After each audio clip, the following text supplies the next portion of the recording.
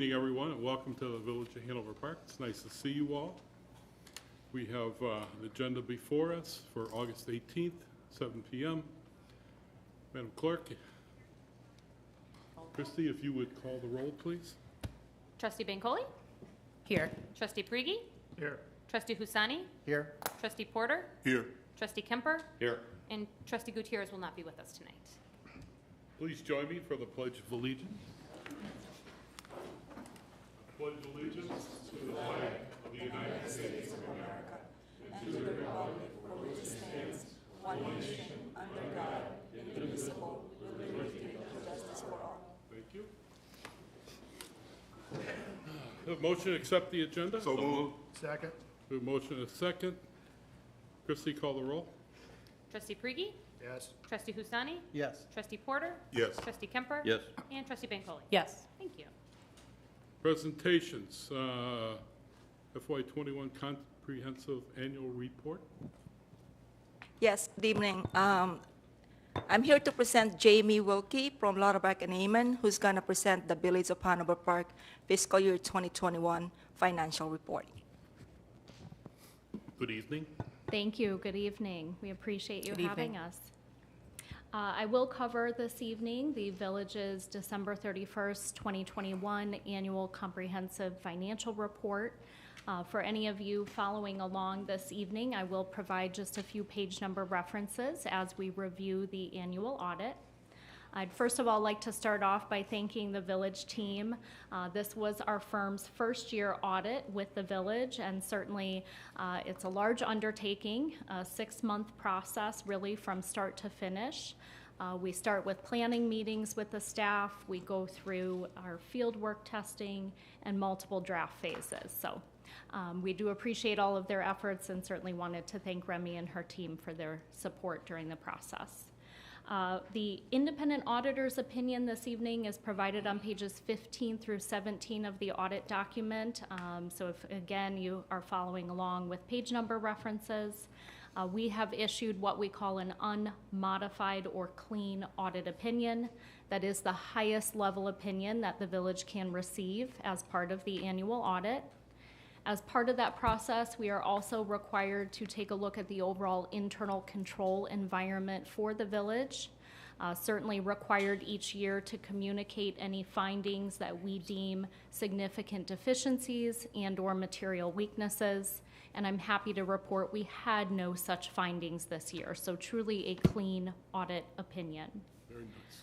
I also want to point out that the Village earned the Certificate of Achievement for Excellence in Financial Reporting that was awarded for last year's annual audit. The Certificate of Achievement is deemed the highest level reporting that any municipal entity can undertake each year, and certainly wanted to point out that prestigious award. We will again be submitting this year's document to the award program, obviously anticipating receipt of the award again for this year. From the Village Board perspective, I just wanted to point out two key sections within the document as you have time to review. I know there's 220 pages, so it's a lot to digest. Pages 19 through 35 provide the executive summary or management discussion and analysis for the audit. I always encourage our board members to spend some time within that piece of the document. And then page 185 all the way through the last page of the document provides what we call our statistical section, where you'll find all kind of 10-year trend information for the Village. So really kind of a nice historical context that you can find at the back of the audit document starting on page 185. Just want to reiterate the clean audit opinion, no internal control findings. We provided one update for next fiscal year that we'll be working on with staff. That was provided in what we call our management letter, and it does relate to a new accounting standard that is coming up for next fiscal year. And that will relate to how we report any leases that the Village is engaged in. So we'll be working with staff to make sure that that is appropriately implemented for next fiscal year. Certainly happy to open it up for any questions from the trustees this evening, but I just want to thank you for your time. And thank you. I know our staff dedicates a lot of They do. time to making sure this is right. They absolutely do. And no matter what the staff does, the manager double reads it and goes home late at night, sleeping well, knowing that we have a clean audit, and I do Absolutely. appreciate that. So any questions of the board for the audit? We do have a banker on this board, or a former banker, and so he probably looks at it with a jaundiced eye. And I don't have questions. Oh, there you go. It's all good. Good. So we'll get past that. So thank you very Thank much. you. Thank you. And hearing no questions, I appreciate your Thank you. time We and coming appreciate in you this having evening. us. Very good. One more? Oh, Next, it's Cheryl Bayer. She's going to present the Hanover Square LLC 2021 financial report. She's from Sikich LLP. oh, waiting to hear. Good evening. Well, my report will sound much like the same, only my report pertains solely to Hanover Square, as that is what Sikich has audited for 2021. So likewise, we have also issued a report on our audit, which is the highest quality opinion that Hanover Square could attain. That is an unqualified opinion. We highlight for you some responsibilities of management and those of the auditors. The responsibilities of management include overseeing the financial reporting process, setting a positive tone, discussing significant accounting and internal control matters with management, informing us as the audit team of any suspected fraud, which there is none, informing us about any other matters that are relevant to our audit. Those all were clean. So let's see, then if you're following along, I believe you also have our audit report in your possession. On page 3 is our opinion that I just described, which is an unqualified report, the highest quality. It goes through then after that the financial statements, which I believe everyone has had the chance to review. This is solely really about the retail properties and the rental income that is earned from those activities. And I guess keeping this very brief and to the point as well, then we also have issued a board report, which likewise is very clean. We have no management letter comments, no disagreements with management or other items that are significant to report. And also we continue to receive very good cooperation from Remy and her team and the property management company. Very pleased with the process. Very good. It's nice to hear. Any questions from the board? Everybody's shaking their head? Thank you for your time. Thank you very much for your report this evening. Juliana, any other financial upheavals? No. I didn't mean upheavals. Okay, we have our reports presentation from Range USA. I'd like to introduce Kevin Ali. He's the Vice President of Range USA. He is in charge of site selection, construction, as well as market analysis for Range USA. Mr. Alley, if you would, please.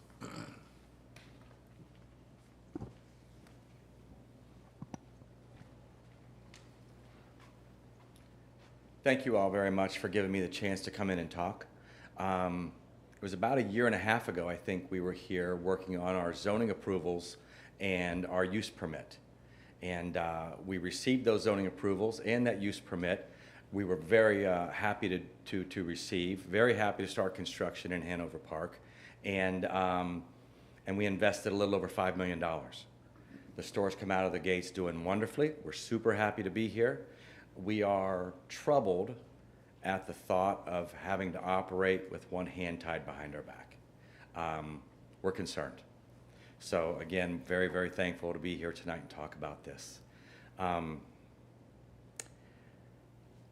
If I had a son that didn't pay attention to math class, didn't do his homework, didn't study for the test, and he failed that test, should we consider an ordinance to ban pencils? Should we blame the pencil? Is it the pencil's fault? It's his behavior that needs to be addressed. And we feel strongly that it's behavior that needs addressed, not that pencil. And the same as silly as an analogy as that is, that's exactly what we're doing here. That's exactly what this ordinance is about. We're going to blame the pencil. So Naperville just recently passed a similar ordinance. And the effect of that ordinance in Naperville is this. The Naperville citizens will have to drive 1 mile south of our store, 1 entire mile, to JR Shooting Sports, buy their AR-15, buy their AK-47, drive right back to their house in Naperville, and do as they please. So that is the essence of that ordinance. If they wanted to rename it a nuisance ordinance, then I would say, okay, fine, and mission accomplished. It is a nuisance to the citizens of Naperville to have to drive out of their jurisdiction to buy their AR-15 and drive back to their own house. So I don't understand what it accomplishes at all, other than hurting businesses in your village. So that's where I have just this great consternation of the effectiveness and the results of the business here. There are numerous things that we do different than most other gun stores. We are the nation's leading gun safety educator by far. In 2020, we educated almost 75,000 people in some form or fashion of a gun safety educational process, either personal training, via classes in our building, or with online classes. It is a big focus of ours. If you look at our footprint, we have a 15,000 square foot building. Less than 16% of our floor is dedicated to retail sales. The majority of our building is designed for training, shooting, and classroom education time. That's what we're there for. We are not Crazy Ed's Gun Emporium. We have never sold 80% lowers. That's a piece that people use to make a gun that the ATF is not aware of. It's called a ghost gun. We've never sold those parts. A lot of gun stores do. We have never sold bump stocks. We don't follow the Brady Bill. The Brady Bill says after 3 days, if we don't have a clear-cut answer from the ATF, we're allowed to let that person leave with the gun. We don't do that in any of our stores nationwide. We don't do that. If we don't have a clear-cut answer from the ATF, that firearm does not leave our store. We do things differently. So if this ordinance were to pass, we may very well be driving people to stores that aren't as concerned with education. They aren't as concerned with proper storage. They might not have the same choices that we've made, where we don't sell some of these other products. So I could make an argument that this ordinance may very well be detrimental to the villages that are considering passing it. So I'm open to any and all questions you want. I'll give you honest answers. You might not like my answers, but I will give you answers. Ask me anything you would like. Thank you, Mr. Ali. And you know, I don't know, 5 years ago or so, I reached out. And I did my research on gun ranges. And my research pointed my direction toward you and your corporation because of the training, of the skills. And most of my life I was involved with the Scouts and teaching young men shooting with a .22. We'd go to camp and teach them the lessons of life, how to be respectful of such a device. And so it wasn't anyone I reached out to, but it was your company, and you came for whatever reason you saw in Hanover Park. I think it was that support. I'm involved with veterans organizations, and I know the willingness of them to support one another and to support the gun range that is respectable. The training that goes with that is important. I believe that part of the hope for the future is the legal gun ranges can help us get rid of these illegal guns, the trafficking of those across state lines. And so we've got to reach out to the feds and the state to help us regulate those type of things. I'm not into trying to destroy your business. I think you came to this community with goodwill. You went through the hearing process, the special use process, and this board supported that. So I wish you well. I think the board will find a way to keep things alive here. I know I've heard from more residents than I've heard from since 2013 when we tried to pass a similar bill. But it's a tough day with all the emotions that are attached to this type of entity. So I will. I do know I have board members that have questions, maybe special requests, however that is. But I open it up to my board members and who would like to go first. Trustee Kemper? I'll go left to right or right to left or something. Any comments, Trustee Kemper? No, I don't have questions. Pardon me? I don't have questions. No question. No question? So, Mayor, Trustee Bancole? Good evening. Yes, ma'am. Could you repeat your name again? First name's Kevin, Kev. last name is Ali. Kevin, thank you very much for coming out here tonight and addressing the board about Range USA and your concerns. I do appreciate it. Thank you. So you provided us with an overview of a couple of the services that you provide, the products that you provide. I wrote down that you said they're the leader on gun safety education. Is that a complete overview of By everything count. that you provide? Yes. So by count, no one in the country is even close to educating 50,000, 60,000, 70,000 people a year in some form or fashion of gun safety education. And when you say by count, what, are you by individuals? Individuals, yes, ma'am. Okay. And what are those numbers? Well, that was in 2020. We were around 70, 75,000 people.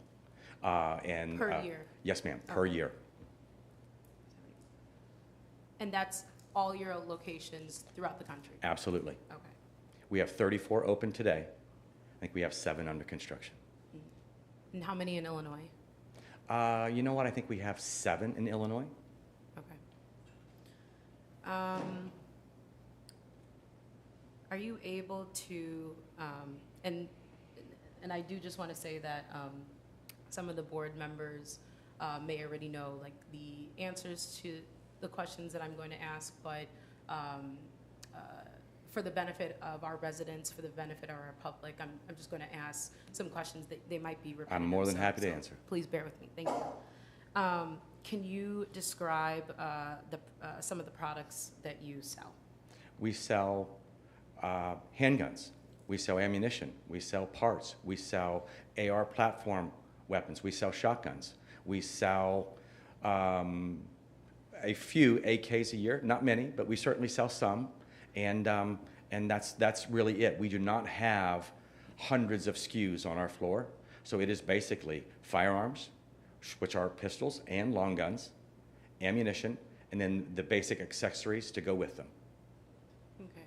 And that's everything that is sold within the Hanover Park location? Well, I didn't add in education, classes, training, private lessons, et cetera, et cetera. Those things are all sold as well, but I don't think that's what you're looking for. So, yes, from hard goods, that is what we sell. Yes, ma'am. And then you also sell services? Yes. Right. Thank you. So of those products that you mentioned, are AR-15s one of the products that you sell? Certainly. Okay, so and that is being sold in the Hanover Park location? Absolutely, yes, ma'am. Okay. And just for the public's awareness and the awareness of what was listed in our ordinance, the AR-15 style semi-automatic weapon is the same type of weapon that was used in the Highland Park shooting, the Uvalde shooting, the Buffalo mass shooting, the Tree of Life synagogue in Pittsburgh.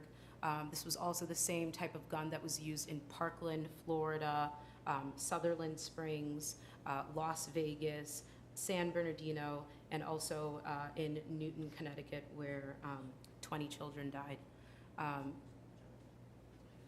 just wanted to make sure that that was also made clear, that that is the specific type of gun that was used, that is being sold in Hanover Park. Is the AK-47 semi-automatic weapon sold in Hanover Yes, ma'am. Park? Yes. It is, okay.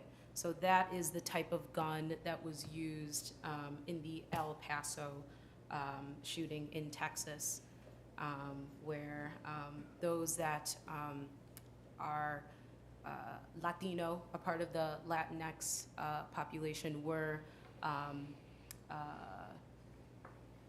discriminated against and attacked based off of their race. And in Hanover Park, we have a high Latino population. 41% of our residents are Latino. Is the AR-10 style automatic rifle sold in Hanover Park? Yes, ma'am, it is. Okay, so that is another gun that was used in Las Vegas during that mass shooting. Is the MCX style semi-automatic rifle?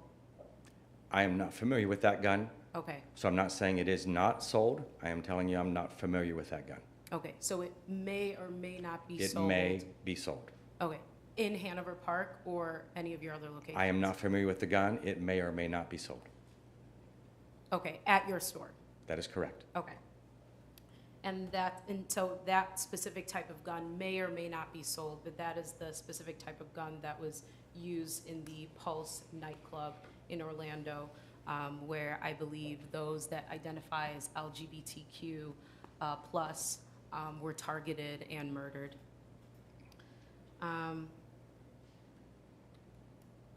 So on June 13th, I know that our village staff reached out to Range USA and asked, and this was, you know, before you opened, before you had your soft opening, but asked if there was a possibility in which AR-15s, so this one specific type of gun, AR-15s,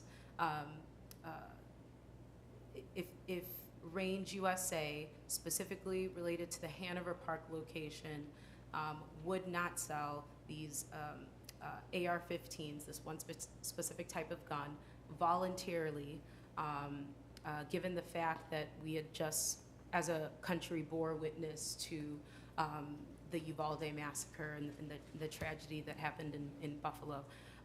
And so there are other retailers that have you know, volunteered to not sell this specific type of gun, this one type of gun. And I know that at the board's request, our village reached out to Range USA and asked if that could not be sold in our community. I know that the answer that we got was no. Could you please elaborate on that answer? Well, as I said earlier, a year and a half ago, we were here and explained exactly who we are, what we do, what we sell, and what we don't sell. And we were given permission to come to town. And after that permission was given, we invested $5 million. So we run a business. We explained clearly who we were and what we were, and it was fine for us to come in. And so for me to say, hey, I'm going to sell you this car, it's $10, and then 3 days before you get to pick it up, you know what? I'm going to ask you to pay $14. Probably not going to go over that well with you. So is that your elaboration of why you're choosing not to sell specifically the AR-15s in Hanover Park? I just want to be very clear. I'll be more clear. We were told we could come in. We were told we could sell exactly what it is that we sell. We invested $5 million, and we have the expectation of being able to operate our business as it was explained. Is that unfair? I wouldn't be able to give you that determination now. I'm trying to ask for clarification about a specific question that our village posed on June 13th. As I said earlier, we have we are concerned with needing to operate our business with one arm tied behind our back, when a short period of time earlier, we were told it was okay to operate this business in your village. Thank you. Yes, ma'am. So that took place on June 13th. That was before the mass shooting that occurred in Highland Park, the tragedy that took place there. Sadly enough, there were, so the news media was using HP to talk about Highland Park, and there were several friends of mine and actually family members from abroad that really only saw the HP and thought that a mass shooting had occurred in Hanover Park. And actually, on a couple social media groups, a couple of the residents also saw the HP. And so that was a concern that occurred here when that mass shooting took place. But again, that decision was made before the mass shooting that took place about in Highland Park, 40 to 45 minutes away. Do you still stand by not volunteering to withhold the sales of AR-15s in Hanover Park? Ma'am, there is poor behavior every single day across this country in many different forms or fashions. There are 30-some people a day that die at the hands of a drunk driver. There are poor decisions and poor behavior that happen all the time. We believe you address the behavior. So to clarify, I think my answer is clear. and if you would just clarify for our residents and for the public. We stand where we are. Thank you very much. Does Range USA have any concerns about the fact that you operate 0.4 miles away from Springwood Middle School and 1.1 mile away from Greenbrook Elementary? There are education centers everywhere. We do the ATF background check on every single firearm we sell. We do it right. We do it lawfully. We are there lawfully. We are allowed to be there. We were given permission to be there. Clearly, the board felt as though that was an acceptable site for us to operate. Okay, so to clarify, Range USA. My answer is clear. So, again, I'm just trying to make sure that we fully understand the response to the question that was asked. So My answer is extremely clear. Thank you. Yes, ma'am. Okay. We'll move on. Yes. Hi, Mr. Ali. How are you? Fine, sir. Good. Thank you for coming today. I just have a couple of questions for you. First of all, I'd like to state for the record that we're not banning guns. We're not prohibiting your business from operating. What we're asking is that for a specific product that is in your inventory not be sold to the general public. So I just want to state that for the record. Yes, sir. That I myself purchased my first handgun right after the Brown's Chicken shooting. I owned a women's clothing store in Schaumburg.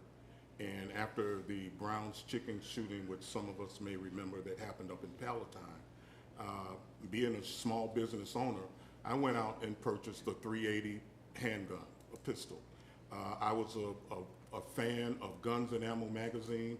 I read those things, had stacks of them, looked at what they recommended for self-defense, looked at things, read things about stopping power and all of those terminologies and everything, was really into that whole thing. But never once did I think about, when I was looking for something to protect my small business, did I think about going and getting an AR-style weapon for that self-defense purpose. Never crossed my mind, and I considered myself pretty well educated, because I know some people who who hear me in opposition think, oh, well, he's a, you know, he doesn't know anything about guns.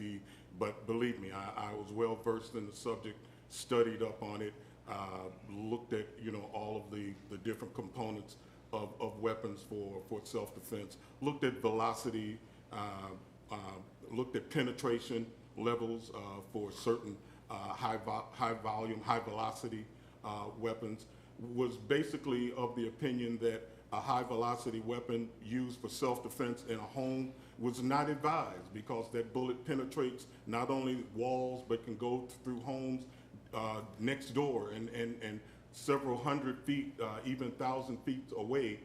That bullet can still do damage when it's fired in that capacity. Yes, sir. So I come to this, I'm clearly not an expert like maybe some that are here today, but I'm not completely ignorant of you know, the whole thing about guns. So I just want to kind of state that. Yes, sir. That for the record. I wanted to know, are you aware that there was a recent shooting at a mall in Indiana? Yes, sir. And that the young man used an AR-style weapon that he was firing, and that man purportedly trained at one of your facilities in Indiana. They noted in the news report that he received training on that weapon, was a frequent visitor of a Range USA facility where he trained with that weapon. So, not that you had any involvement with that, or that you have any responsibility outside of the fact that it was your establishment that trained this guy in the... He visited our facility. He visited your facility, and he trained and shot his weapon there. That's where he learned to shoot. We did not give him any private lessons. He did not take any courses with us. He did visit our range. Yeah, and so any individual can visit the range and not avail themselves of your... I'm sure it's excellent training and education that you offer. I'm not questioning Yes, the sir. validity of what you do. I'm just saying that people of ill intent can also use that facility and become proficient at the use of a weapon at your facility. And, you know, that may be out of your control, but it is a fact that a person of ill intent can go to that facility, because you don't check a person's motives or reasons. They simply come in, pay the fee to go to the range, present their FOID card to show that they're a licensed and legal owner of the weapon, and then they can proceed to the gun range. Is that how that operates? We are open to the public. Open to the public. And so then what I would like to say, you mentioned that if we ban the sale of the weapon here, that they would simply travel a mile or two and go to somewhere else and buy it if they didn't buy it from you. So my question is then why, if there is an option and if there is an outlet and a resource for them to purchase this weapon, if we are looking at this, why would it not be advisable, or why could you not say, you know what, we want to be good partners of this community. Obviously, there's some concern about this product in our inventory. Therefore, we're going to limit or ban the sale of this weapon. We're not banning ownership. Anybody, you know, that has that weapon, you know, there's no move to recall a weapon or to ban ownership of a weapon in Hanover Park. But what we are asking is that we do not be a part of the proliferation of this weapon within our community, and that at some point communities, which I think there is a growing movement, as witnessed by the Naperville ordinance, there's a growing movement, and I think we're but one of many communities that are going to be coming up with similar ordinances to ban the sale of the weapon.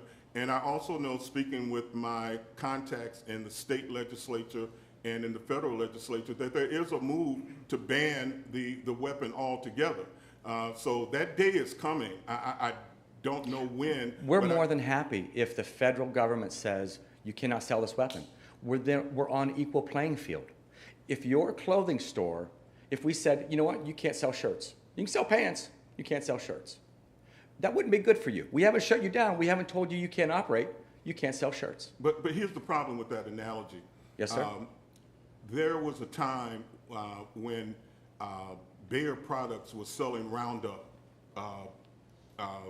weed killer, It was legal and it was approved and people were buying it. It was later found out that that product was very destructive and that people were dying as a result of it. So that product then was pulled from the marketplace. That product is poisonous. Yeah, it was poisonous. And by the same notion, these guns are poisonous because, as my colleague mentioned, the many instances where this gun has been used to kill multiple people, not just a handgun, but a gun that has a magazine that can hold 15, 20, 30 rounds of ammunition and can kill much faster, kill more efficiently because of the nature of the weapon. It's a much more efficient killing machine than anything else that's ever been on the market.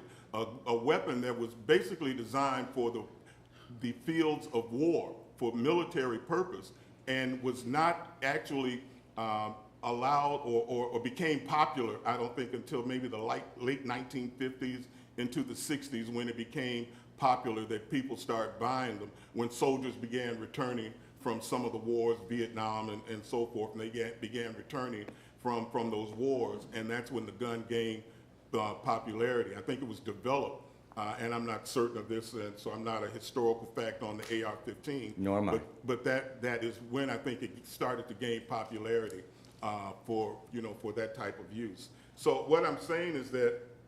Well, let me interject just one thing, if you don't mind. Sure. I disagree when you say that that gun is poisonous. Roundup is poisonous. That's clear. Had nothing to do with the user. Roundup was poisonous. This gun is not poisonous. I've had an AR-15 for 25 years. Hadn't done anything poisonous. Had nothing poisonous. The person is poisonous. The behavior is poisonous. That gun is not poisonous. But sir, I must disagree, because there were many people who were exposed to Roundup who never contracted cancer. So but there were enough people who did that the government decided that they needed to take an action, and then they removed the product from the marketplace. Product recalls happen all the time. So to say that, the product, because it's out there, it's not the fault of the product, it's the user. Well, product recalls happen in our society all the time. And this is Those are for defective products. This is not defective. There was nothing defective about it. They later found out that it was dangerous. It was poisonous. It was poisonous. It was and cancerous. So what we're saying is that when AR-15s were first in our general population, and responsible people it was only in responsible persons' hands, because we didn't have this deluge of mass shootings. AR-15s and those style weapons have been in our society for quite a while. Yes, sir. And it's only recently that, as the number of these weapons has grown year after year after year, I think the sales since 2010 have been exponentially increased with the number of sales for this weapon. And it's only as they have become more available in the community that these atrocities have begun to happen, because invariably, as they get more of these weapons out into the general public, they're going to end up in the wrong hands, and they're going to be used by someone irresponsibly. They're going to be used incorrectly. And when they weren't that popular, when they weren't that many of them in the community, we didn't have these problems. So what we're saying, and what I think other communities are trying to say, is that some people say this is window dressing. They say it's a public relations stunt, and that there's no reason for doing this because it won't have any real impact on the real problem, which is the murder of innocent civilians at a high rate by a machine that it has one purpose only, and the only purpose for an AR-15 is to kill people. It is designed to kill people. That's not a fair statement. It's not a hunting rifle unless you're hunting pigs down in Arkansas or wild boars. I think I've heard that they use it somewhere down there. I've hunted wild boar in Texas with an A-10. Trustee Porter, do you have a question? I know you're into. I'm asking my questions. I did ask a question. I've asked a few. Okay. Yeah. So then what I'm saying is that is why these communities are banding together, and I think you're going to see that. The other thing that I want to ask you, you keep mentioning your education. Yes, sir. And how much you do education. How will a ban on the AR-15, the sale, let me correct myself, we're not Yes, sir. banning the gun, but the sale, how will that affect your education efforts? What impact will it have on your education? Well, in some parts of the country, we have some courses that are break it down, clean it, put it back together. We have other courses that might involve an AR-style platform. So it will not affect education dramatically. Yeah, because current owners can still come in and avail themselves of that service. They can learn how to break it down, how to clean it, and how to store it and to do that. Well, I'll have to have our compliance department look at the ordinance to make sure we're, following to the letter of the law. So I am not fully versed yet. And let me ask another question. What do you do when someone comes in and buys not only this weapon, but especially this weapon, since that's the topic of conversation? Yes, sir. For assuring that they have the proper storage for the weapon? What steps do you take to make sure that when that person goes home, that they're not throwing that up on the top shelf in the closet where a child or a teenager, a troubled teenager or troubled person can have access to the weapon and then go out and commit a crime? What do you do and what can you do? We have a multitude of storage pieces, so safes, biometric safes, locking safes, everything on our store, on the floor. We try to ask everyone buying a firearm how and where. Some people tell us it's none of our business. Some people will listen. How are you going to store it? Where are you going to store it? We try to ask the question. We have signs being made as we speak to put up in the stores, how and where. And if someone says it's none of your business, they can still buy the weapon? Absolutely. Knowing that they probably will be an irresponsible owner? Well, I think that's an unfair assumption. Right. And usually when you buy. Jim. I just want to, as far as safety goes, when you do purchase a rifle or a handgun, it comes with a lock that's to be inserted into the gun when it's not being used. Mr. Porter, please continue. Do you have any more questions?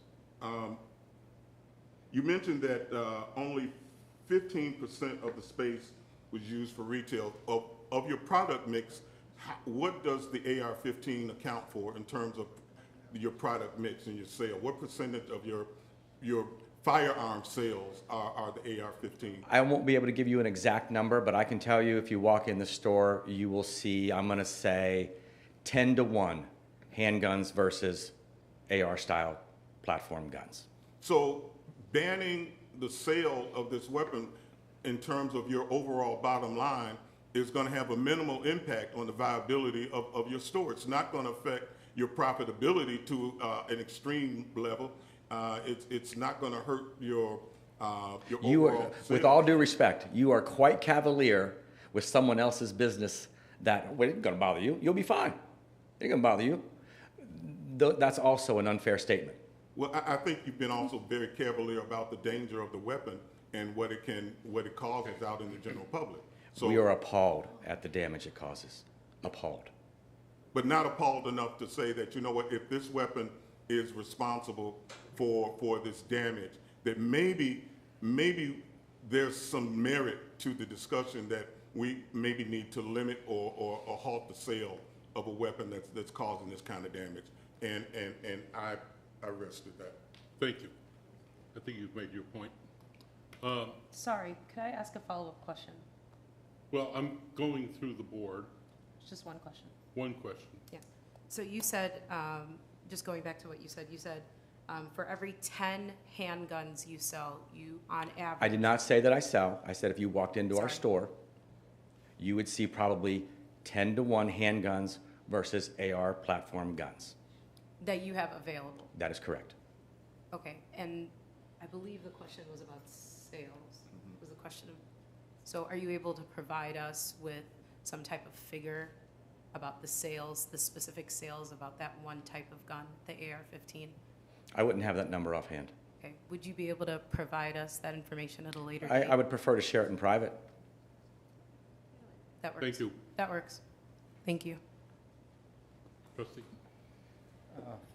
I had two questions, and Trustee Porter and Bancole touched on both.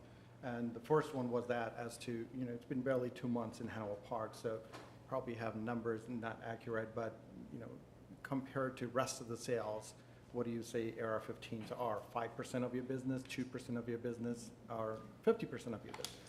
You know what? For her question and yours, I'm going to estimate 15%.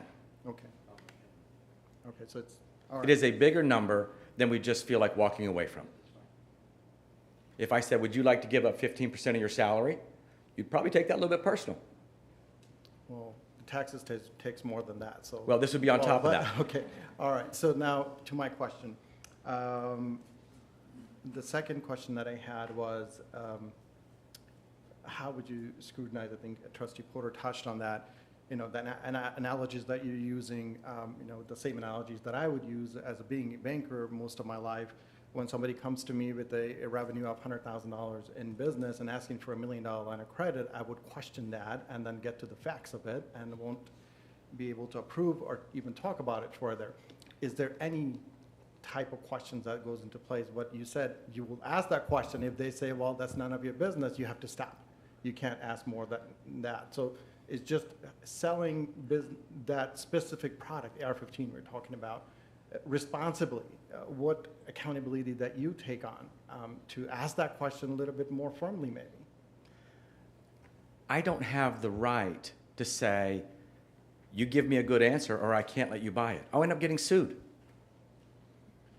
That is just out of my hands. So legally, you're not protected either to ask that question. That's what you're If saying. I go in to buy a car and they ask me, well, what do you want the car for? They don't have the right to ask me what I want that car for. So I cannot be, that's just not possible. So I think you look like you might be up to no good. Not selling it to you. I can't do that. I know there are ways around it as well, even if you ask the question like it happened in Helen Park, that if the kid is not able to buy, the father signs off on it. Well, there you go. That's how the loans happen as well. One cannot buy it, somebody co-signs it, it will happen. So I understand there are ways around it. It's just I wanted to understand the responsibility as a seller.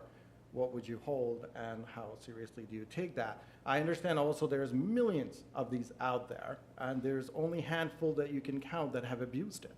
So I understand the ratio that comes out to, that's fractional, it's nothing, but it has made an impact that is a national news, right? So that, it's not an answer that I wanted to hear, but it is what it is. That's where we are with this at this point. And I don't think there is a resolution on our desk either with having an ordinance to stop it, as you said. Even Naperville did something, and now a mile away, they will go and pick it up. And that's what it's going to be, you know, that's the only, you know, travel time that they will have, but they can access it somewhere else. As a company, we are all for gun safety law changes. Each one of these events, we feel as though is an attack on our business because we get blamed as well and might have had nothing to do with anything. It might have been 2,000 miles away from us. We view them as an attack on our business. We are appalled. We can't stand them. We have called the ATF numerous times because we suspect a problem. Not that any federal law was broken, not that the person shouldn't have been. We suspect nefarious behavior, so we call because we have too much to lose. We are the biggest in the country by far, and we do not want these events happening. We scan driver's licenses when people shoot on our range. People have a heart attack over us doing that because they feel it's an invasion of the privacy, but we do it. There is a number of things that we do differently to try and separate ourselves from the herd. Guns are legal in this country. They are. That cat's out of the bag. We try to do it the best we can do. We follow federal law and then some, over and above federal law. And you know, I feel as though we still have to stand here today and defend our existence. We asked to come into your community. We were given permission to come into your community. And now it feels as though we are wildly unwelcome. That's it for me, Mayor. Trustee Priggy? You mentioned that if you think somebody's going to do something, that you call the ATF. Have you made many of those phone calls? Probably less than 10. We have a fairly sophisticated system. So how do you come about that? Okay, so one of the most recent ones, we had a woman buy a handgun at one store, drove 70, 80, 90 miles, went to another one of our stores, bought a handgun, drove 110 miles. I'm using exaggerated mileage, but it was a large, several 100-mile circle buying handguns. Very strange behavior. Why would someone do that? Didn't smell good to us. So we called. And we hand over the records of the ATF, we hand over the videotape, we hand over the signatures, we hand over the 4473s. She had broken no laws, but we very strongly suspect nefarious behavior. So we called. Anything else? Nope. That's it. Mr. The clerk would like to ask a question. Can you just maybe share with us a little bit of the training that your employees go through to be able to work at your stores? I think it's between 30 and 40 hours of training before they're allowed to be on the floor. Okay. So we have something called range safety officers. So last year we spent $1.5 million on paying our range safety officers to be inside the range. So they're looking for unsafe behavior. They're looking for people that maybe are just not quite well equipped enough to be handling a firearm, and they'll either pull them out, pull them aside, suggest a private lesson, a basic handgun course, something such as that. So it's to keep our shooters safe. We have classes, we have ladies' sure shots, we have rooms filled with ladies. We concentrate on the neophyte, the first-time buyer. So if you can break down an AR blindfolded, you probably have somewhere better to buy your guns. We concentrate a lot on first-time buyers. We have a very, very large female contingent of our customers. We're not the prepper store. We don't sell 55-gallon drums of dried rice and beans, and we try to provide a service. We've handed over letters of a number of the communities that we're in, from the mayor, the police chief, the city manager, et cetera, et cetera, et cetera. And I don't think there's one community that we're in that regrets our existence. They're happy to have us. We did everything we promised we'd do, and we've been good corporate citizens. So that's exactly what we'd like to do here as well. I think you're on a pathway. Mr. Ellie, I'd like to thank you for your time this evening. I know you couldn't make it to the previous meeting, but we wanted to give you a forum to speak about your business. I did research, and I know you're the finest in the country. I wouldn't have reached out otherwise. You came here, and I'm not here to harass a businessman in our community that's invested the kind of money that you've invested. I think I look forward to bringing youth like I have at Scout Camp and try to bring people together to learn the proper usage of whatever we happen to be working with. I want to thank you for your time, and I have 4 individuals who have signed up who would like to speak to the issues as part of our town hall session. So, Mayor, thank you very much for the opportunity to come in.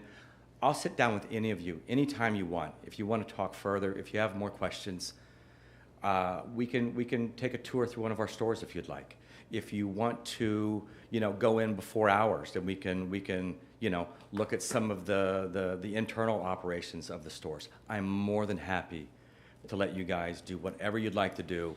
I want to assure you that we're going to do our best to be good corporate citizens. thank you very much. All right. Thank Thank you. you all. Thank you. So with that, I'll move to presentations. Number 1 on my list is Brock Friedman. Brock? If you, Good evening. My name is Brock Friedman. I'm a Hanover Park resident since 2001. 5 minutes. I'm a U.S. Army veteran. I'm Jewish. I'm a Second Amendment advocate, and I'm training my family to shoot. And I was trained to shoot in the Army, and I'm a concealed carry holder. I'm one of 2.2 million Illinoisans with a FOID card. I'm one of almost 450,000 Illinoisans with concealed carry. I believe very strongly in the Second Amendment, and I'm sort of ashamed at some of the things that I hear being proposed here. I'm also a historian by training, and so I can tell you all about the AR-15, and I can tell you all about gun control. And I can tell you, gun control as we know it started to keep blacks as slaves. And then in the 1960s, when a group of legal, law-abiding black men walked into a public building legally armed in California, people went crazy. And I'm ashamed that the NRA backed a bill where they started stripping people of their right to bear arms. Modern gun control today is nothing more than Jim Crow 2.0. And so when I see people talking about this victim or that victim, they forget the people that I represent that are black, that are Jewish, that are 80-year-old grandmas, that are 16-year-old Chinese American girls, that are 9-year-old children learning to shoot, that are people who are Holocaust survivors that have passed on these messages, people of all different stripes, people who are gay, especially people who are gay. There are gay shooting organizations where the AR-15 is what they shoot with. There are large black shooting organizations. In 2020, just before the pandemic, I went down to Richmond, Virginia, and I stood with 50 to 100,000 other people, most of them with AR-15s, in peaceful protest. And I stood next to a black man holding an AR-15 in front of the governor's office, holding signs demanding to know why he would dare to be in blackface and telling him that he should step down. So when I hear this emotional argument about, oh, they targeted this and this and this, well, you know what? Those are bad people that did bad things. But there are good people, and they do good things. And so if we're going to talk about, representation, how many people in here are veterans? I bet a whole lot of you. I know a bunch of you are. Have any of you ever killed anybody with, that you shouldn't? I haven't. There are 100 million gun owners in this country that we know of, at least. And there are, we believe, between 400 million and 600 million guns. There are in excess of 60 million AR-15s. It is used by a lot of killers because it is the most common weapon. It's the most common rifle. Why? Because it's so ordinary, and it's so plain, and it can be customized. So if you have one arm, if you can't hold up something heavy, if you want something that doesn't have a big recoil and you want to learn how to shoot properly, if you're a youth, if you are in a wheelchair, if you're living in some place where there's multiple armed attackers, which is happening all the time in the news, the AR-15 is the everyman's gun. So trying to blame an inanimate piece of metal and make it representative, and those people representative of all the fine people in this room and everywhere else that haven't ever committed a crime and will never commit a crime, that's wrong. And to see it in Hanover Park, that's wrong. We shouldn't do those types of things. The AR-15 is no more powerful, especially at close range, than most handguns. And most handguns, in fact, are far more powerful. It has no higher rate of fire than any other semi-automatic weapon. One trigger pull, one shot. Period. There is no other rate of fire. It's not a faster weapon. One trigger pull, one shot. Always. Same as a revolver. What I'm hearing is that some people don't like the AR-15 because it's black and it's metal. There's a hatred of black weapons, which is crazy because you can go to the store, the same store that sells long guns that you're talking about, and you can buy a weapon that fires a 223, 5.56 semi-automatic with the same muzzle velocity and the same capacity, and it's made out of wood. Brock, I'm going to cut you off. Not a problem. Please the board won't be asking questions. We're not going to engage in debate here. We want to hear what our residents Please have consider education. I do want to suggest to you, don't ask a veteran who he's killed. Okay? Veterans I know, and I'm a veteran. People have asked me. I'm just saying, be courteous about our veterans who have had to go to war and represent, and for this country. Don't ask that question. We shouldn't, If somebody- if we you shouldn't wanna talk about misrepresent what you veterans do, either. That's different. That's all I'm going to say. Thank you, Brock. Please have a seat. Next I have, can I read that? Anthony G? Anthony, huh? Justiferri. Justiferri. Can you Thank you. spell that for me? So that I have- Guastaferri. Thank you. Okay. All right, you know, last time I was here, I heard a lot of pandering, a lot of please don't do this, please reconsider. And Mr. Porter, I love the way that you were able to articulate the argument.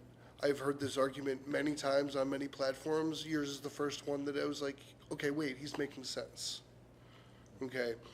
I still disagree with you, but I really appreciate the way that was articulated.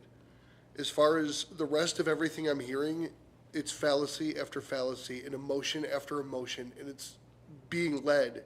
I thought this was only on social media. I really did. I thought the social media was blowing up and making all these statistics. Yes, it's true, AR-15s have been used more recently in mass shootings. And as you pointed out, sir, it's a very small percentage. More than 90% of mass shootings are done with handguns because they're easy to conceal. They're easy to get in. They shoot just as fast. And if you look at any modern rap videos, you're going to see nothing but Glock 17s with modified automatic, backplates and 80 round or 60 round drum magazines. This is the guns on the streets that are killing people. We hear about the AR-15 more because there's a huge agenda to attack it. Why, I don't know, but it's there. The real guns that are a problem, go to the south side of Chicago. You'll see it. You won't see a single AR-15. You'll see tons of handguns. That's where all the deaths are. Why aren't we hearing about these deaths in the news? Why is BLM focused on mass shootings and not black communities? Why? Why are these things happening? I don't have an answer. I don't know. What I do know is we, the people, will not stand for our rights being infringed on over fear and fear-mongering. We, the people, won't. We will use our voices. We will vote. And our rights will not be infringed. None of them. First, second, none of them. So, I love America. I love this town. I've lived in this town a long time. I love the entire area around here. It's been great. We don't have an AR-15 problem in this area at all. We don't have an AR-15 problem pretty much anywhere. We have an evil people problem. That's what we're facing. Yeah, thank you. Thank you very much, Anthony. Bill Manton. You're going to be shorter this time, right, Bill? I promise, Mayor. Okay. A couple of quick points, I promise. I don't have to introduce myself. You all know me. For the record, could you do that? Yes, Bill Manton. I'm a resident here in Hanover Park and a former board member for almost 14 years. There's a couple of things. Number one, the number 547. That is the number of murders in the United States by rifle in the year 2020, 547. The number of murders using an AR-15 is so small, the FBI cannot give you that number. They do not track it, period. Though they will tell you that the murder rifle of choice is a bolt-action .308 with a scope, used for long-distance killing. At the last meeting, there was a discussion regarding the definition of militia. Well, in the main body of the Constitution, militia is capitalized as an official form of government function. In the Second Amendment, the word militia uses a small letter indicating the people as a whole. If weapons of war don't belong in the hands of civilians, I'd like someone to explain to me the civilian marksmanship program. Run by the United States Army, it promotes training and competition to civilians. They use service rifles like the M1 Garand, the M1A, the M14, and yes, the AR-15, as well as the M1 carbine, and handguns like the 1911 and the M9. Now, Congress funds the CMP, and another function of the CMP is to sell surplus military firearms to the general public. That includes M1 carbines that can be outfitted with a 30-round magazine. They fire a 110-grain bullet, twice as heavy as a .223, and almost 1.5 times the diameter. And they sell them directly to you. They're currently out of stock on them, but they're expecting more, and you can buy them through the CMP. They have also sold off every semi-automatic, or the process of selling off every semi-automatic 1911 in stock, and when they do that, they're going to start selling off the M9 9mm pistols, which can be outfitted with as big as a 30-round box magazine. You know, the thing is, we encourage these people to bring this range to the village, only to pull the rug out from under them. I think that's a little ridiculous. Your ordinance is not going to stop the sale. Very frankly, Naperville is already in the process of being sued. They'll be served shortly.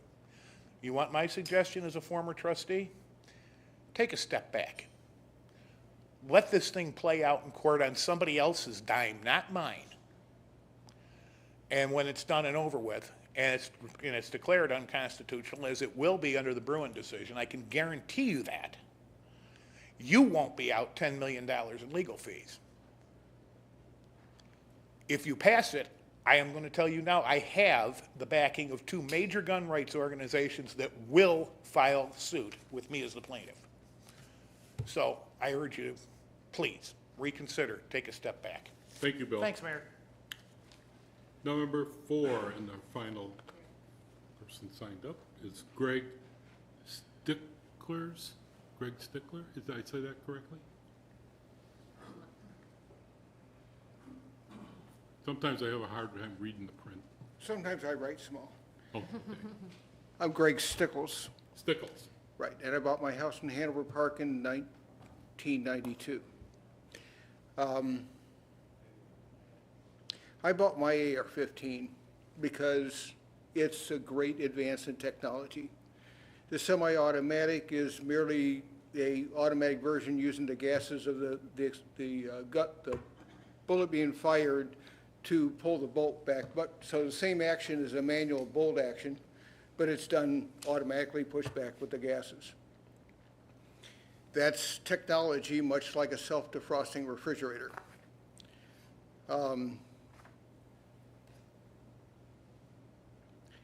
The first rifle was developed in 1888, I believe. The first pistol, semi-automatic pistol, was 1893. The first automatic transmission was 1902. As the automatic transmission became more popular, more people became injured by automobiles. I did some studying after I left 2 weeks ago, and I was curious as to what does cause mass shootings. And I looked and I found a lot of the regular, that if we just get rid of guns, then people won't have violent impulses.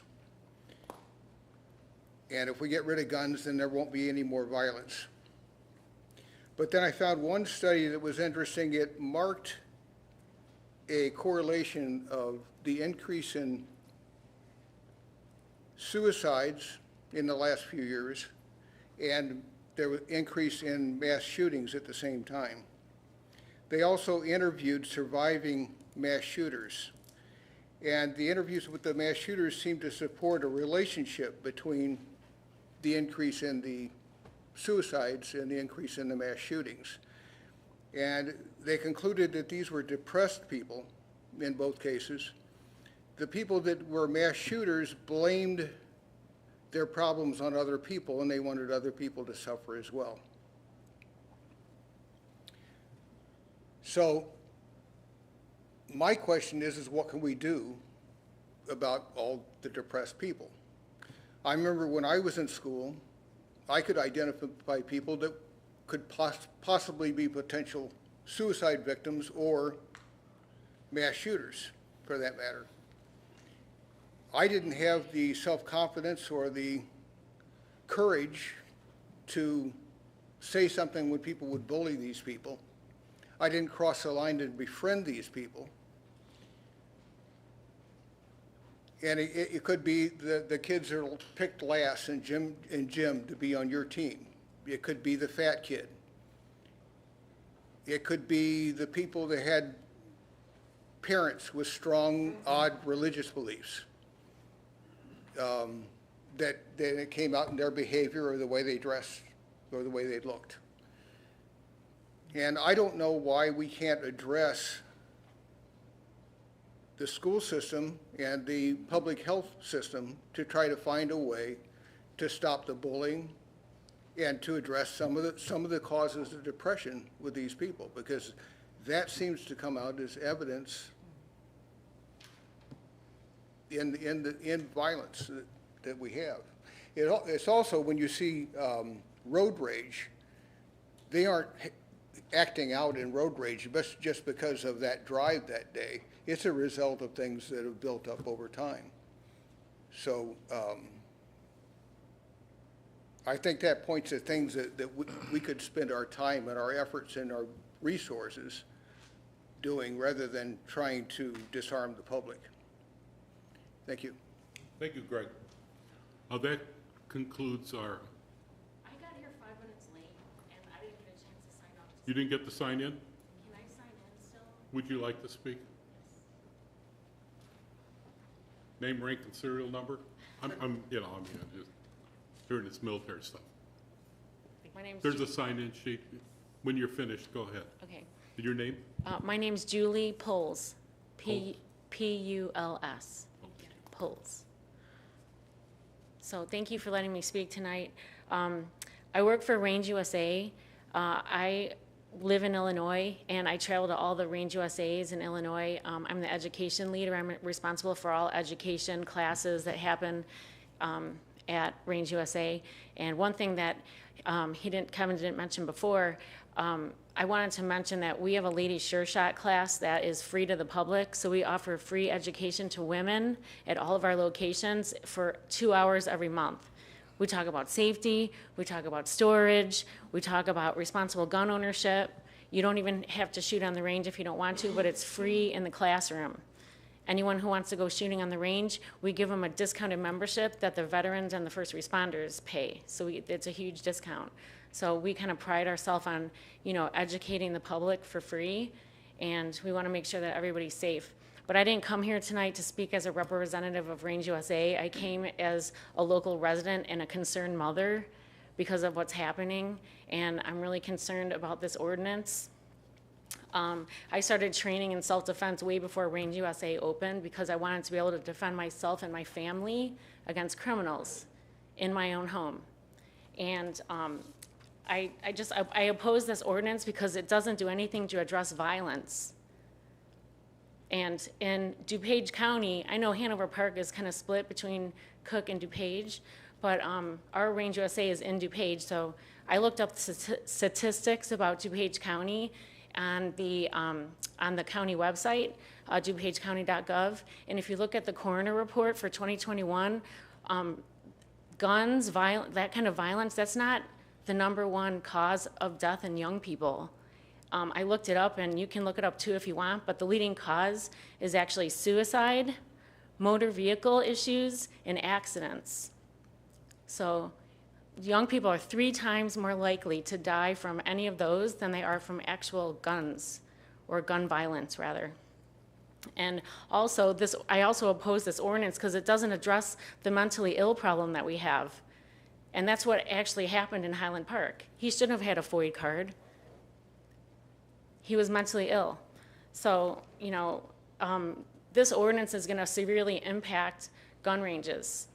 And I'm concerned as a resident that Range USA will actually pull out of the towns. And that's going to be a huge loss to the community. So I don't know if you know this, but during COVID, during the shutdowns, Governor Pritzker closed down a lot of businesses, but our ranges stayed open because they were considered essential to the community, and the workers were considered essential workers. So, like, to me, I just feel if you pass an ordinance like this, you're telling those people, like, you're not essential here. And that really makes me sad. Thank you. Yeah. And can I say a couple more things, or is my time? Okay, all right. I'm needing a break, so I'm. Oh, I was just gonna say, I kind of looked up Hanover Park, and I saw in May, you guys had a violent home invasion, and there was a homicide that occurred. And, when I think of things like that, I start thinking, where are the people, the residents of Hanover Park and neighboring communities, where are they gonna go to purchase defensive firearms if the gun starts to pull out? That's not really fair that they won't be able to exercise their constitutional right because of this ordinance. So I feel like, there has to be something else that can be passed. And the other gentleman mentioned, Naperville is already being sued, and the council knows that they're going to be sued, and they said, we want to do something. We just want to do something. We want to show we're doing something. Well, now they're getting sued, and they're going to have to pay, and that means the taxpayers are going to have to pay. So it's just, it's not going to work out, the way that they want it. Okay, thank you. Thank you for letting me speak. We're going to take a break. Okay.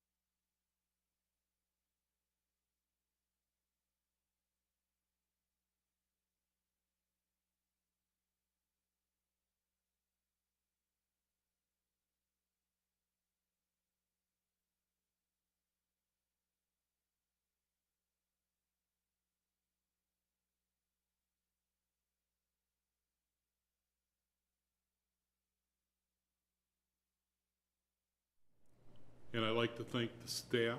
Juliana, please pass along to the staff, Public Works, Dave Webb, and others, Police Department, Fire Department, for their wonderful support for these events that we have in town.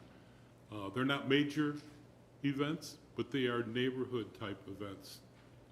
People love them. They come with their families. They come with their dogs.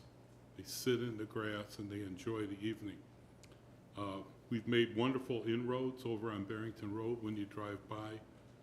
The youth will begin to appreciate that as the grass grows, and I want to thank Public Works for their efforts in that behalf. It's taken many years to bring that to where it is today. Fred Crespo was instrumental in getting us our state rep, $1.2 million, to help us along with that. The gaming component helps contribute to the ongoing completion of that work. So I'm really pleased. I just want to make a comment to that this evening. On September 12th, the STB will be coming to Itasca for a train hearing with the Canadian Pacific merger with the Kansas City Railroad.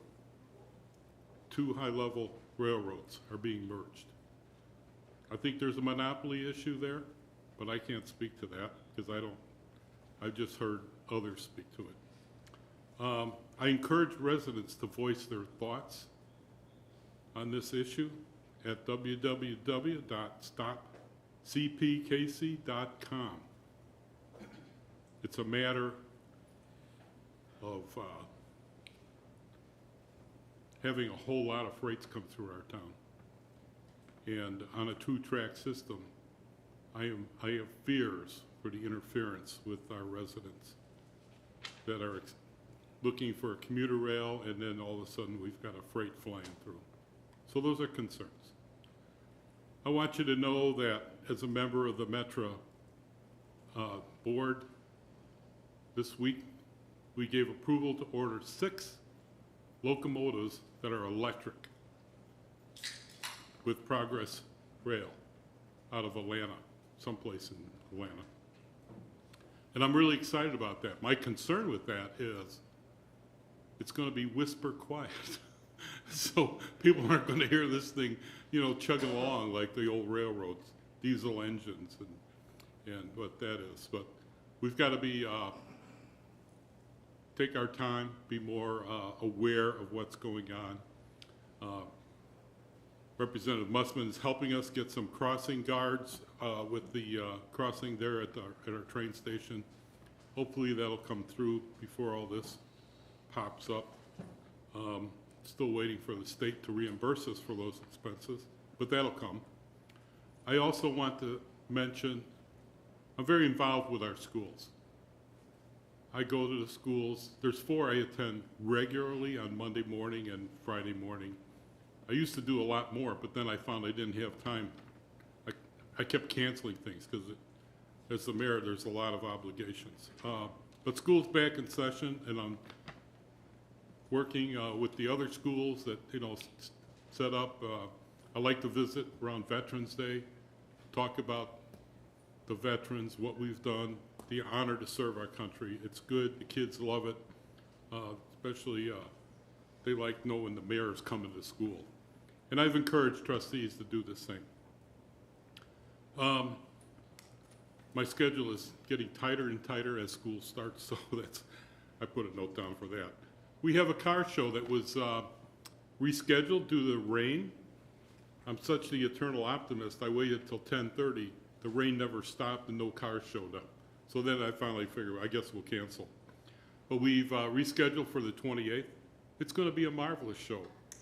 The clerk will speak to a few things on that, because she has some special invites. I reached out to the sheriff of DuPage County, and they have this massive truck. I'm not even sure, this big black thing. It's awesome looking, and it's going to be there along with our fire and police vehicles that people like to see. Along with that, There'll be some profits that come out of that, which will benefit the Alive Center. And the Alive Center was brought to our attention through Habitat for Humanity.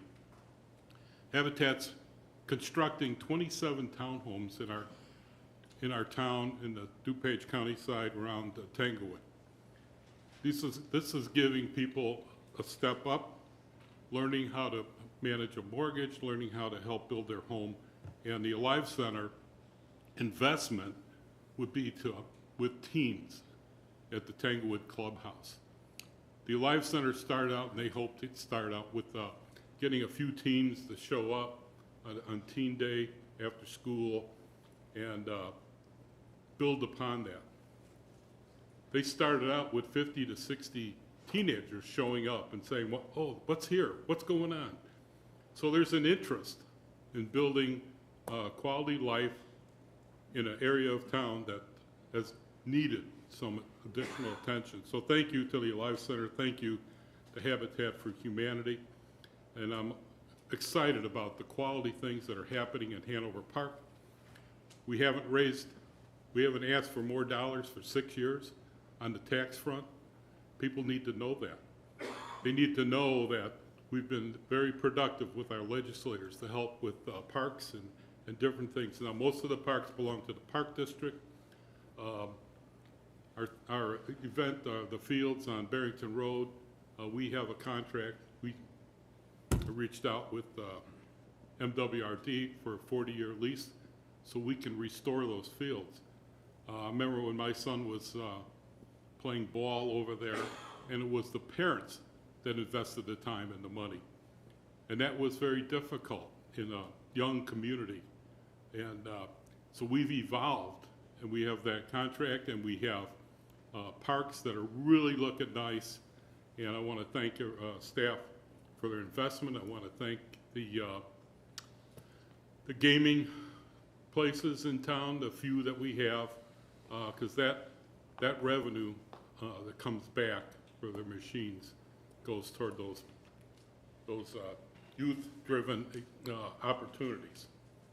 Our park district's been behind the 8 ball. They're trying to get caught up, and it'll be less of a burden on the municipality in the future. So I'm really pleased that this board has supported this community in a multitude of ways over the years. So I made myself a few notes, and I'll move to approve by unanimous vote items on the consent agenda. So moved. Second. We have a motion and a second. Christie, if you would, call the roll. And that's 7A1 through 7A4. Thank you. Christie? Trustee Husani? Yes. Trustee Porter? Yes. Trustee Kemper? Yes. Trustee Bancole? Yes. And Trustee Prigi? Yes. Thank you. 7A5, move to approve warrant 8/18/2022 in the amount of $1,390,741.19. So moved. Second.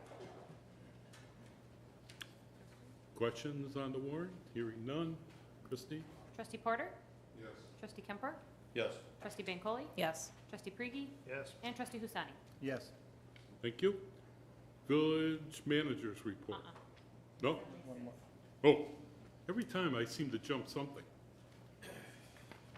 Thank you for coming this evening. 786, move to approve warrant paid in advance 7/29/2022 through 8/11/2022 in the amount of $450,349.33. So moved. Second. We have a motion and a second. Questions on the warrant? Hearing none. Christie, call the roll. Trustee Kemper? Yes. Trustee Bancole? Yes. Trustee Prigi? Yes. Trustee Husani? Yes. And Trustee Porter? Yes. Village managers report. Juliana? I wanted to follow up this evening on a discussion that we had with the board back in May of 2021. During COVID, when the board was holding meetings virtually, we put in place here at the village the opportunity for residents to submit a comment for town hall in writing via the website. And so we created on the website a form called temporary town hall comments, with the intent that during COVID, we would be able to capture their comments as well, because they weren't able to come to the village board. Then in transition, during, as we transition back to having the board here in person, we didn't want to push real fast, and we allowed that temporary comment form to continue to be online. We have not seen anybody use that until recently in the last discussion that we've had in the last few meetings, where we've had this larger topic of conversation regarding gun regulation. The broadcast policy that we have in place for the village, it's an administrative policy. It's not a policy that the board took action on. But it allows for authorization. It really says that individuals should come to the meeting and stand before you and make their comments, and that if there's a situation that we want to authorize individuals to make comments electronically. So we did that this last meeting because we thought that there would be a lot of individuals. So we thought that there would be overflow in here. We made provisions downstairs to have people be able to make comments, but we also felt like there could be an overwhelming number of people that would come, and so we offered that opportunity via the temporary comment form. My recommendation in talking with the clerk's office and staff is that we pull that temporary form off of the website, and that we have individuals come and speak before the board unless there's another situation where we have a concern about the number of people that are going to come to Village Hall, and we want to offer that opportunity. The broadcast policy says that it's a maximum of 200 characters. We don't have that. That form doesn't have that capability. So the last couple of submissions we've gotten have been pages long. And so for the village clerk to read all of those is asking her to read pages of comments.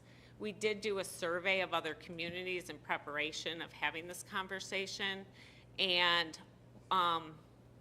other communities similar to us put this in place during COVID, and what they've done is they've moved to sending the comments that they've received online to the village board, but not having it read if received electronically into the record at the meeting. So I wanted to have that conversation and receive feedback from the board, but it's our recommendation to take down the temporary form that's on the website. You'll still have the opportunity, residents will still have the opportunity to contact you as individuals or as a board as a whole through a different comment form that's on there. But this is specifically says temporary town hall meeting. And so before we took it down, we wanted to have a conversation with all of you. Very good. I do like folks, residents, to come before us and speak, and then, you know, we get a sense of what is going on. If we need to invite them to meet with the police chief, we've done that in the past, or with, I don't know if we'd invite them to Public Works, opportunities. That's a great window. So I think I would support that. Board members, any comment?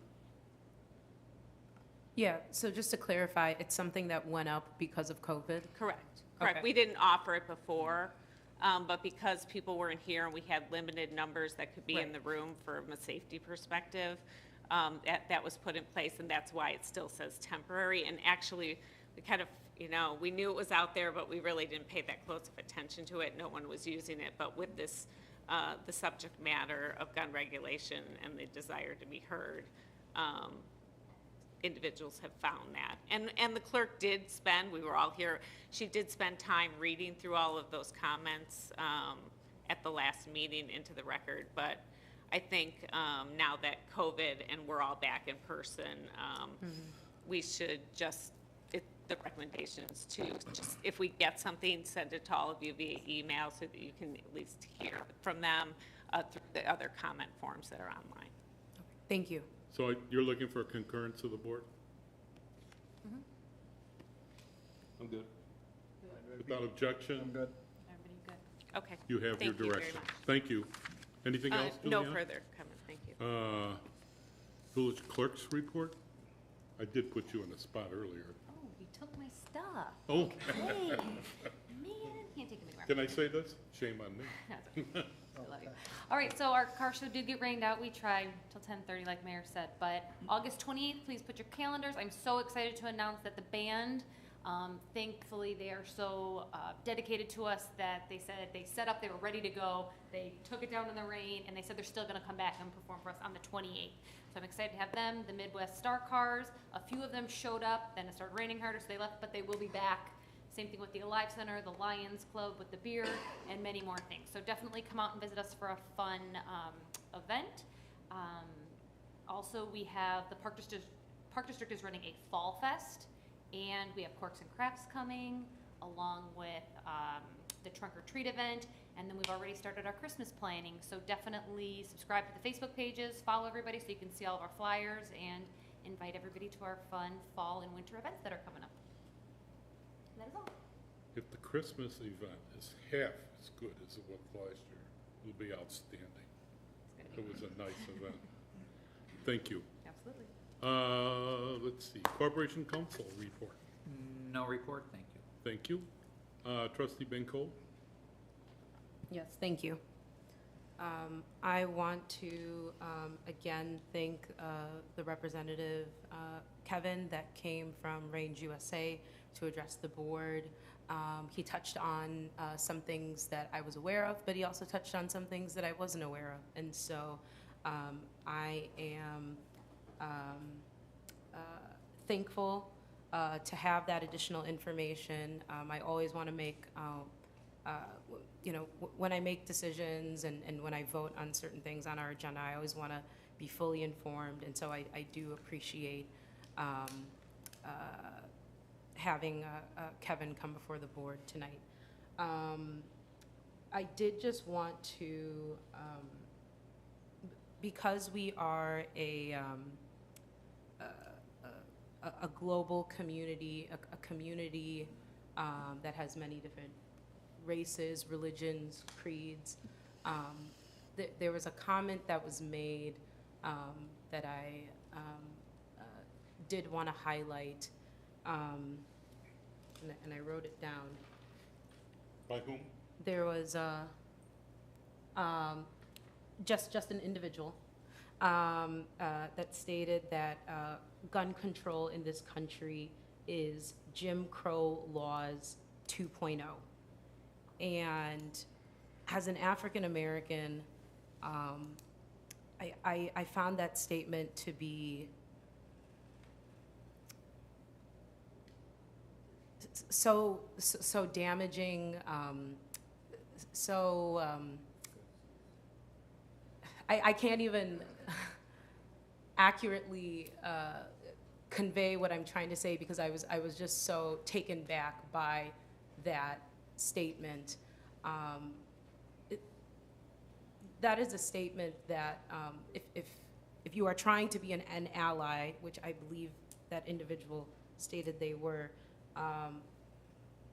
to say something of that nature is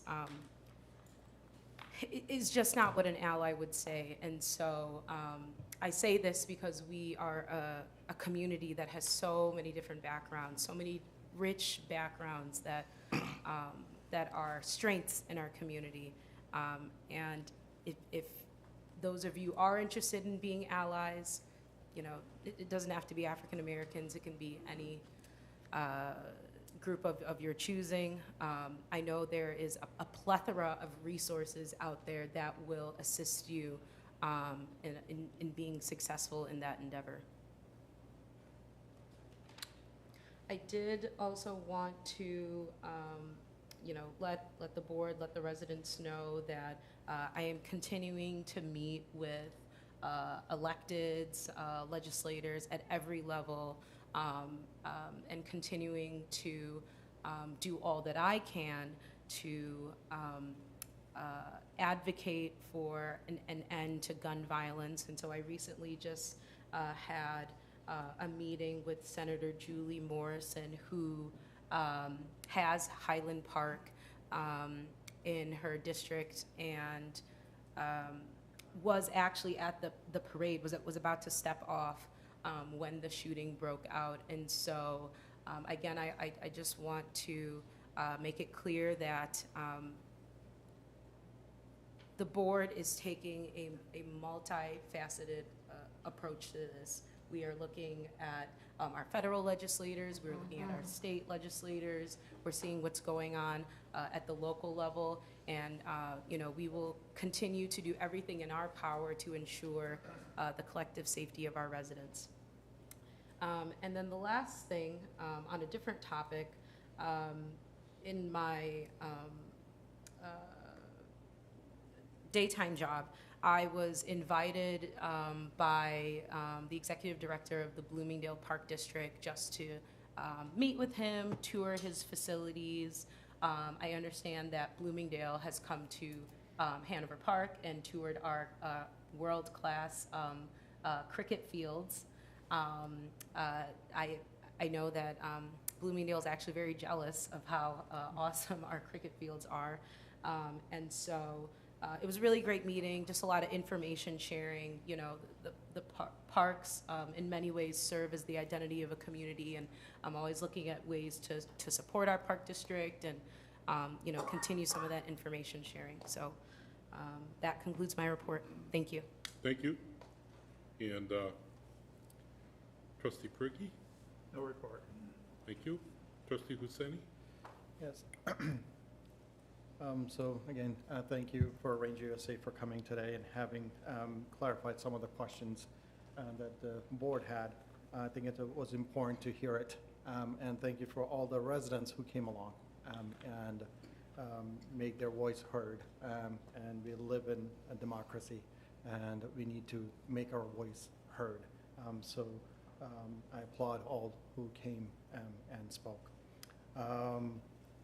The update on the Development Commission, we had a public hearing for Arby's drive-through. Yeah. And that was recommended approval from the board committee. There was a Economic Development Committee meeting as well last week, and actually we're planning for a business after hours, September 27th, in the Village Center Plaza, like last year. Expect participation from residents, business owners, staff, elected officials. If you could stop by, there will be a food, business-to-business networking. So we're excited and looking forward for that event. So the, who is it? September 27th. The Yeah, chamber? the Economic Development is Oh, doing it. So chambers will be part of it.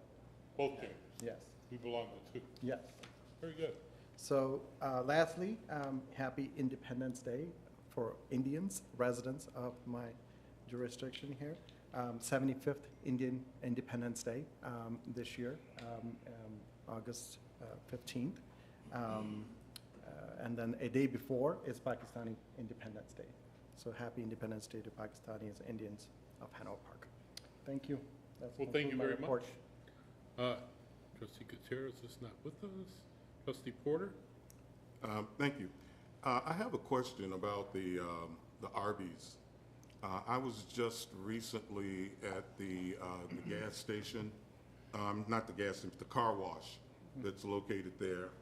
Went to get my car washed. I usually go there because it's closer to my home. And I'm always perplexed with how difficult it is to get in and out of that facility there on Urban Park Road. And right next door is going to be the Arby's.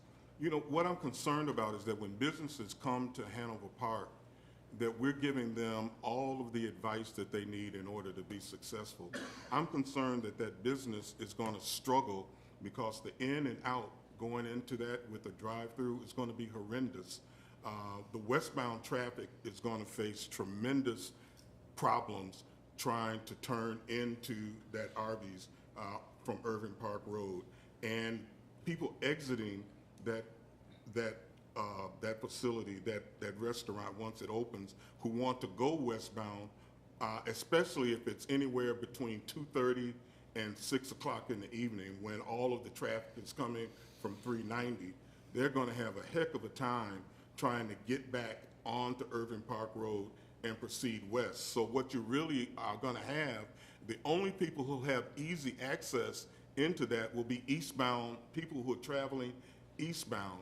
And I would like to suggest to the people on the Economic Development Committee and our Economic Development Director, our fire department, and all other interested parties or involved parties, we got to figure out a plan, because we don't want, to my friends at Range USA, thank you for the investment that you made in our community, but we don't want people to invest in the community and then not put them in a position to succeed because of the traffic issues that are going to exist there. So we need to put our heads together and come up with some kind of a plan to improve that whole egress issue there for, for that facility. Because barring that, I'm just afraid that they're going to go there. And that's why so many businesses there have failed. I mean, they're not the first business that has been there. There have been other businesses there in that little area, and they all have gone down in flames. And I think one of the reasons is that it's so hard to get in and out of that area. And that's not their fault, because if they don't know the history, and if we're not telling them the history of that area, they don't know. So we got to tell them when they're moving in, hey, this is what you're going to be up against. And so that we lay all the cards on the table, and they come in and they think they can survive in that kind of situation, then we've done what we need to do, but we need to do our due diligence in informing them of Our that. staff. Cooper would like to respond. Yeah. Yeah. So the Arby's is actually working with U.S. Bank for a cross-access easement, which will allow them full access both directions. So that is part of their model right now.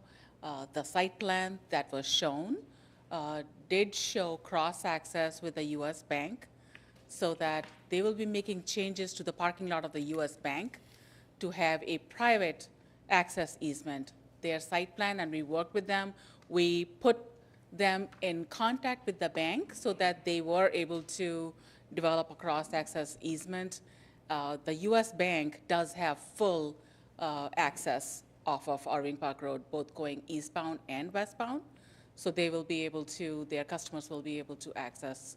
But how will they exit? How will they exit from the bank to go westbound? What is going to be the way that they will get out of that to get into the westbound traffic? Because you're still going to have that huge volume of traffic coming from 390 that backs up all the way past the park, whatever, I forget the name of the park there, but backs all the way up to that street. So unless something goes that far down, you're going to have that backlog of traffic, that traffic jam that happens there every evening without fail. So I'm just concerned, and if there's a reasonable, response to that, I'm saying, make sure that we communicate with the different authorities, the Development Commission, and everyone, and make sure that we've covered all those bases, because I would just hate to see that go up. The exit is right at Cumberland, so it is. Cumberland is the street on the side of the park. Yeah, it's across the street from the. But the bank doesn't go that far. The bank stops at the park. Yeah, but Cumberland's Liberty Park. before that. Yeah. So their one exit is across from Cumberland. Their one exit, when you come out of the bank and you go out of the bank, that bank parking lot abuts the park. Well, you're on the far east then. There's another entrance across Cumberland. We'll take a look. We'll take a look. Right, and the other thing on that, there is the light at Northway, or right at Old Salem. I think if, who controls those lights? IDOT or? State. So, Yeah, so if they could coordinate the lights there and there to allow more time for people. Maybe to get that's the out. solution, I don't know, but, you know, we gotta come up with something, because right now, I was No, trying to I get. understand, because I used to visit Taco Patio all the time when I was there. Mhm. I mean, I never had a problem because I was going east and then, or west and then east. Yeah. But I could see the problem of coming out and going back west. I was trying to get out of the car wash just the other day, and it's That's not why I the always first go time. around the log middle and come back around. And it was horrendous, just trying to get out of that car wash I get- to you know, I get back onto Lake Street. So I'm just saying, we gotta figure something out for, you know, for that section. And I'm not saying we're gonna solve that at this meeting tonight. I just want to put it on the radar so that we can have that Yeah, discussion and this look is at not a some mom and solutions. pop shop that's just opening up out of the blue. They're doing all their due diligence and researches. They're talking to the neighboring businesses, as Shubhra said. They're already contacted US Bank to combine the parking lots, this and that. So this is not Okay. just out of the blue, they thought about opening it and they're coming naive. No, that's not happening. Okay. Okay? Can Very I good. just add one more? Yeah. thing? Anything else, Are you Bert? still doing? No, I'm still, go ahead. I want Just on this topic, Shubhra, maybe this is something that's already come up.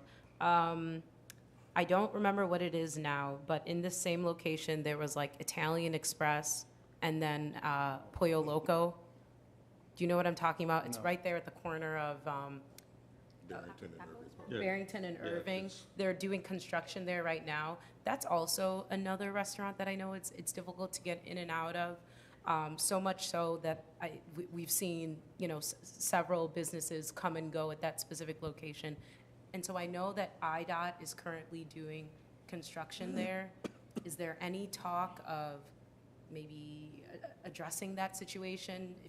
Because they're already doing construction there right now. IDOT has plans about a non-mountable median, so. A non-mountable median. Correct. So Okay. there are some parts which will be right in, right out only. However, there is also a 20-foot wide access easement that connects the back of properties going all the way from Irving Park Road to the park that Trustee Porter was just mentioning. So there is, and we've made sure that the site plan for Arby's does not encroach within that 20-foot easement. So in the future, if we wanted to have some sort of a connection, that's also possible. But there is cross-access, like Italian Express's new location can get out of the Harbor Freight Tools parking lot. So we encourage that cross-access as much as possible, which is why Arby's also has this cross-access easement with the bank Okay. to allow for Work in progress. Okay. sounds like. Thank you. Herb, if you would continue. Yes. I just want to say that many of you know my position on the gun range. When it came, I was one of the votes in opposition to it locating here in our community. And I remain an opponent of it being here, but this is a democracy, and the board voted, and they ruled on that. But I got to say that, just for the record, I'm appalled at all of the people who, with a straight face, stand and say that the AR-15 is no more dangerous than a handgun. Ask the 100+ officers at Uvalde why they waited in the hallway while there were children being slaughtered in the classroom. Would they have waited if that gunman only had a revolver or if he only had a handgun? They held back because he had an AR-15 style weapon, and because they knew the danger and the ability of that weapon to cause tremendous harm. More than 100 officers were held at bay by one gunman with an AR-15 style weapon, which I think just goes to speak to how dangerous this particular weapon is, and why so many communities, why so many state governments, and hopefully even the federal government are moving to ban that weapon. I also want to thank one of our speakers for educating me on the trials and tribulations of the history of being black in America. That was quite an experience. as a black man, having grown up during the civil rights movement. Thank you for that education. And I'm being very facetious here. There's a movement in America and Illinois to ban assault rifles altogether, and I'm hopeful that that day will come sooner than later. We have more guns in America than any other industrialized country in the world, yet we are the least safe. Yet, yes, we must address mental health and the lack of respect for our fellow citizens, but we must also address the proliferation of guns in America led by the gun lobby and the NRA, which today markets these AR-15 style weapons made and tailored for children, raising a future generation of child soldiers. And it's happening around the world, and I just want to say, don't think that it can't happen here. And thank you. Trustee Kemper. First, I'd like to thank Kevin and for your presentation and the people that spoke during town hall session. I have a quick question. Do we know how many gun laws there currently are in the United States? Anyone? There are over 20,000 gun laws in the United States. Illinois has more gun laws than most states. I think there's like 2 or 3 other states with the same amount of gun laws as Illinois. Instead of creating new laws, why don't we go back and review the laws that are already there and understand those laws? 20,000 gun laws are a lot of laws regulating guns. I find it redundant that every time there's a problem, we try to create a new law. And what does that new law do? It does nothing. It doesn't stop the problem, because the problem isn't the tool. The problem is the person behind the tool and their mental stability. Okay, so, I mean, with that, there's over 30, I don't know how many AR-15s are out there in the United States. There's an enormous amount, okay? Out of all the mass shootings, and a mass shooting is defined as 2 or more. There are mass shootings daily in the city of Chicago, multiple mass shootings in the city of Chicago on the weekends. None of them are done with ARs, they're done with handguns. Okay. I meant to bring a little show and tell, and I forgot to bring it. But it's with a number of bullet projectiles, one being a long, 22 long, one being a 5.56, which is the AR, another one being a 380, which Trustee Porter is familiar with, a 9mm, a 308, which is a hunting round, okay, which is about 5 times larger than a 22 or 5.56, with a whole lot more velocity than a 20. And it, you know, it's a common hunting rifle. Okay, is an AR a common hunting rifle? Well, you know, Ruger makes 7 rifles that are 223. 5 of which, and they're all no different than the AR. It's just 5 of them are classified as hunting, but all the mechanics are exactly the same.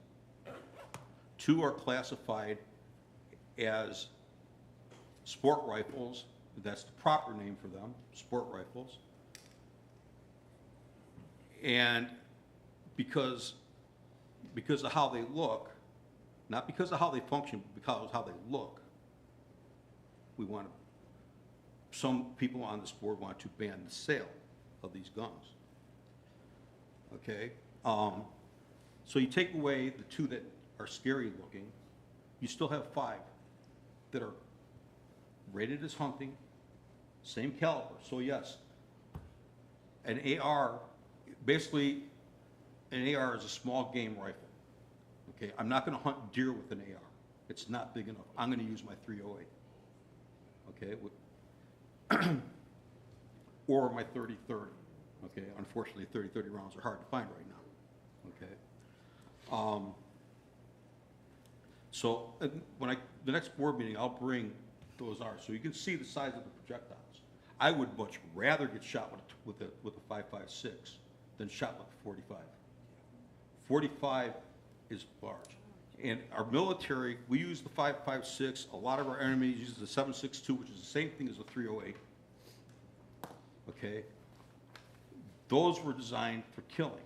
The AR was designed not for killing purposes, but for wounding purposes. Because on the battlefield, when you wound somebody, you take 2 more people out of the combat situation to take care of that one person. It was designed to cause injury, not designed to cause mass death for that purpose. Also, the AR was introduced back in 1964 to the public. The AR was adopted by the U.S. Air Force, I believe, in the same year or the year before. Okay? So it wasn't in mass use in the military. It was actually brought to the public really prior to the military accepting it.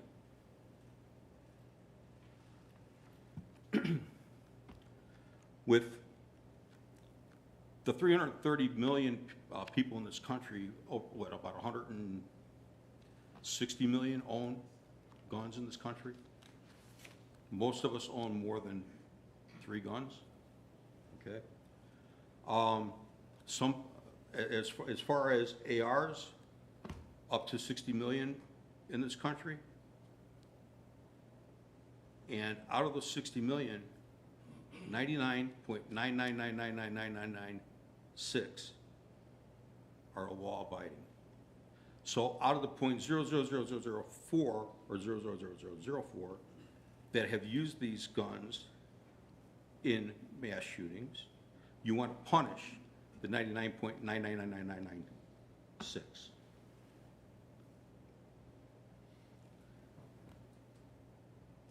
And with that, I would like to say that last Saturday, the mayor and I were at Brunstyle and Carroll Stream with Mayor Frank Savarino. It was a very nice event. A lot of military personnel showed up for the car show. I enjoy Brunstyle very much, so I'm sure other people do too. Education in the matter of guns is the key.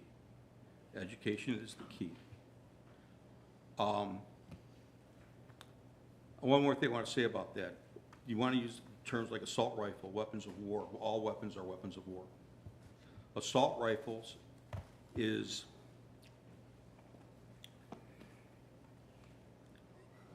it's a word you give it to make it sound scary, okay?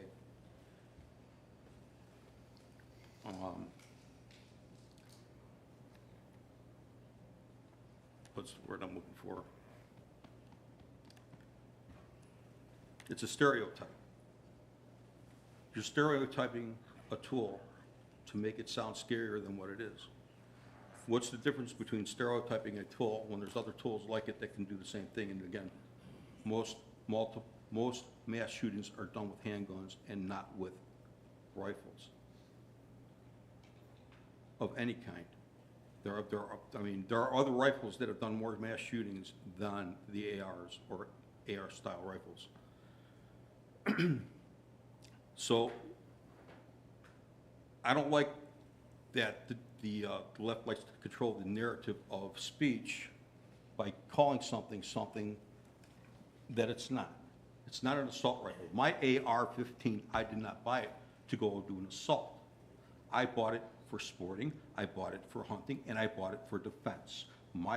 So my sport rifle is a sport rifle, it is a defense rifle, and it is a hunting rifle.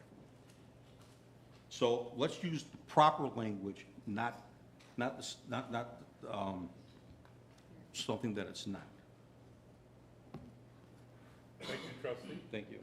With that, motion to adjourn. So move. Second. All in favor? Aye. Thank you very much. Thank you to all our guests this evening. Appreciate your comments from everyone. What? That's the signatures, and I'm sure they're coming up.